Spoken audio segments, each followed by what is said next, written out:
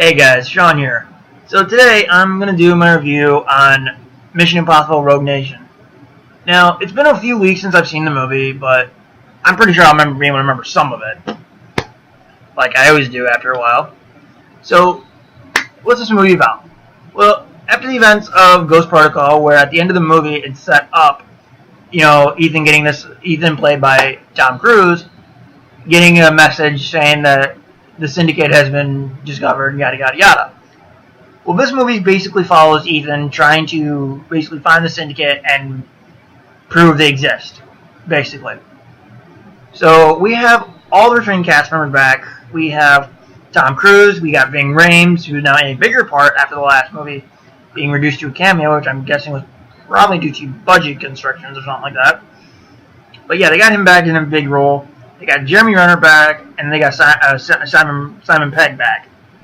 Joining them are two new actors that I know of, are a chick named Rebecca Ferguson and Alec Baldwin, who I think is like a council member or something. I don't remember what he is in the movie, but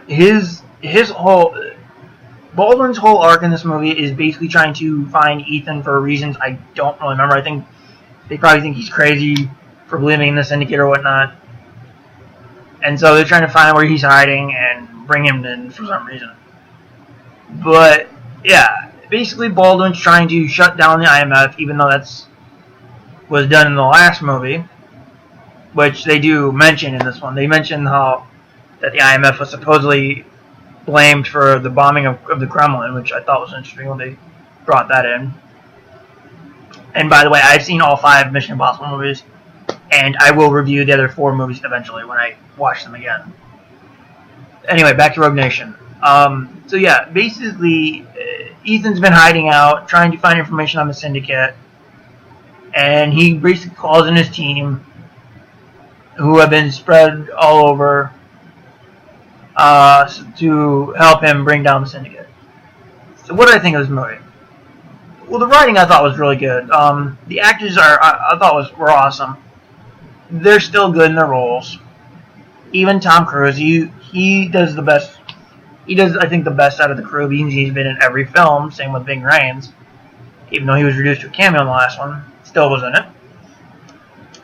For some reason, they don't bring back the character from the last movie. What was her name? Oh yeah, Jane Carter, played by, or was it June Carter? Screw it, I'll just say Jay Carter. I don't want to screw up the name. But yeah, they don't bring her back from the last movie played by Paula Patton. She's not even really mentioned, I don't think. Unless it was one offhanded mention that I don't remember.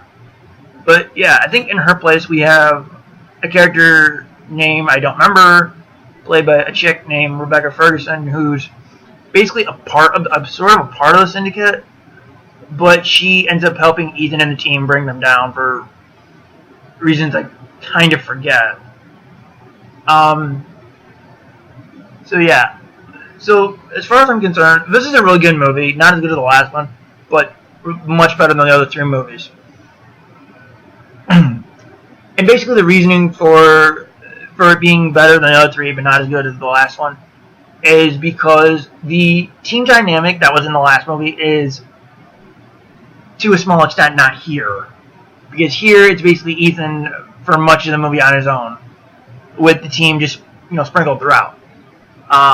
The action scenes I thought were really well done, considering that the ones that involved Ethan Hunt, or actually Cruise, were doing them. Considering he's in his 50s now, I think. Like the motorcycle scene at the chase at the end, which I didn't really see the whole thing, considering I had to go to the bathroom, and I know you probably didn't want to hear that, but sorry, I had to tell you what it is, like it is here. But yeah, I didn't see the motorcycle scene because of, reasons. I thought it was really well done, at least what I saw of it. The opening scene, which is in basically all the trailers, with Ethan trying to climb onto a plane and get inside for some reason, where the whole team is trying to get Benji to open the door. That is actually the opening scene of this movie, and I thought very well done, considering the way it was shot and edited and whatnot. And considering the fact that's actually Cruise doing that, I thought that was interesting, considering his age, which I think you just mentioned. But yeah, I thought the writing was really good. The actors were awesome in their roles. The weird thing is that the council, for some reason, wants to shut the IMF down again, considering they were shut down in the last movie, where it was just the four of them left, you know. But anyway, let's see, what else can I say? There's a scene where they're trying to go to an opera house where I think the syndicate is trying to kill one of the prime ministers or something. And there's a scene where Ethan basically shoots the prime minister in the arm. That way he can be taken out before, well, he's, you know, taken out. Because the syndicate sends somebody to shoot the prime minister, to kill the prime minister, but Ethan intercepts by shooting the prime minister in the arm, so that way he can be taken out to safety. So let's see what else. The ending of the movie I thought was kind of funny, with Jeremy Renner and Alec Baldwin meeting in front of the council, where the council asks, or the Senate or whatever, where they ask Jeremy Renner playing as William Brandt. They ask him, "Is there anything you can? Do you want to atone for the IMF's failures?" And then he's like, "I can't really say anything without the senator, without the secretary's approval." And as they're walking out of the council or whatever, Renner talks to, you know, they get the IMF reinstated and talks to Baldwin saying, "Welcome to the IMF, Secretary." Which was kind of cool that the man who's been trying to bring them down the whole time was made to the Secretary, which I thought was really cool. There's somewhat of a really good twist. I say somewhat because this twist is kind of borrowed from another movie, where it's, I want to say revealed, but for it to be a true reveal, this had to have been set up in other movies, which it wasn't unless you count the ending to Ghost Protocol. But it's revealed in this movie that the reason why the syndicate has never been, you know, found until now is because they have been operating within the IMF, where a British intelligence agent has basically been recruiting former agents from all types of, you know, intelligence agencies, whatever you want to call them, to make their own, as Benji calls it, an anti-IMF. Which I thought was kind of interesting, considering that they reveal it that the syndicate has been working within the IMF, which explains why they were never discovered.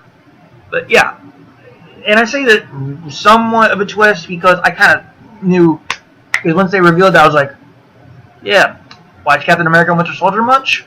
Because in Winter Soldier, they revealed that Hydra has been operating within S.H.I.E.L.D. For those of you who have not seen the movie, I just spoiled that one for you, sorry. But if you didn't see my Captain America review, if you saw my Captain America review, you kind of knew that I kind of already said that. But sorry, spoiler for those who haven't seen the movie. But yeah, it's kind of interesting that they would borrow that twist from a movie that came out the year before. Somewhat interesting. But yeah, like I said, I found this movie very enjoyable. I don't really give ratings on my reviews much, but if I had to, I would probably give this either a 7.5 or an 8 out of 10. It's not as good as the last one, but still pretty good. And I do enjoy it more than the other three movies. I would probably rank the series 4, 5, 3, and then 1 and 2 are interchangeable, because I think 1 and 2 are kind of the worst of the series. They're not bad, they're just not as good as 3, 4, and 5. So I would say 4, so I'd say Ghost Protocol, Rogue Nation, 3, and then 1 and 2 are interchangeable. And here's what I'm getting is, why did they stop numbering the movies during Ghost Protocol? Why did they just not say Mission Impossible 4 and then this one Mission Impossible 5? That kind of, I just found that weird was all. Anyway, I will see you guys on the next review and catch you guys later.